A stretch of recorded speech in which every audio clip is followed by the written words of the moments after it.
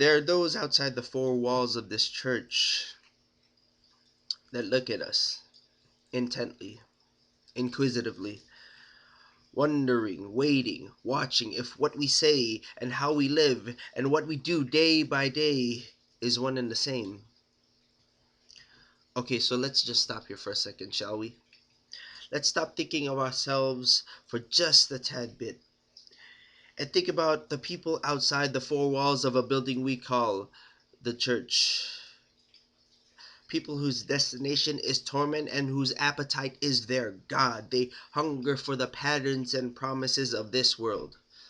A nice house, a great boyfriend, a hot girlfriend, a new car, a better job, casual sex, faster preaching, easy teaching, more money, less bills, all the fringe benefits without any of the ills. Oops, I'm sorry. I must have mistaken the church for the world. Or did I? For if Christ was to come back, would he be able to separate the chaff from the wheat, from those who just casually follow him to those who would gladly lay their life down at his feet? It's a hard line to call because they're muddled and cross, because the church plays the world and they're equally lost. See, we shy away at what people might say, oh, there's that Jesus freak, best get out of the way. Or we too succumb to the pattern of the flesh and quickly forget the joys of righteousness. We dabble in recklessness and immoral uprightness. We listen to philosophies and dream of our realities. We live in non-truth because truth is irrelevant. But what we know, we live within our senses. And when it comes to outsiders, well, we build up fences.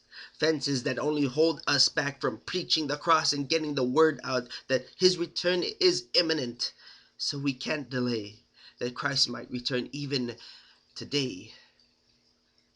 And it's worthy to note that when Christ may find is a sleeping church, too concerned with not being left behind, too concerned with what they're worth. But let's speak the truth.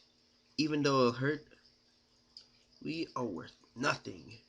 But praise be to God that he has called us to something. He has called us to get the word out, to be lights in the dark, the salt to preserve, to light a spark, to go into all the nations and proclaim his news, to be persecuted and walk in his shoes, to be hated for living the truth, to be despised for knowing what is right, to praise him and to pray to him day and night, to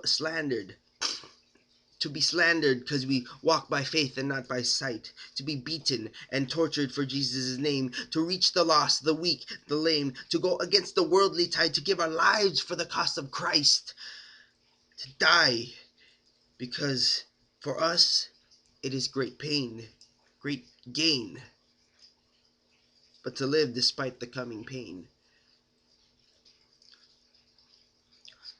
There are those outside the four walls of this church that look at us intently, inquisitively, wondering, waiting, watching if what we say and how we live and what we do day by day is one and the same.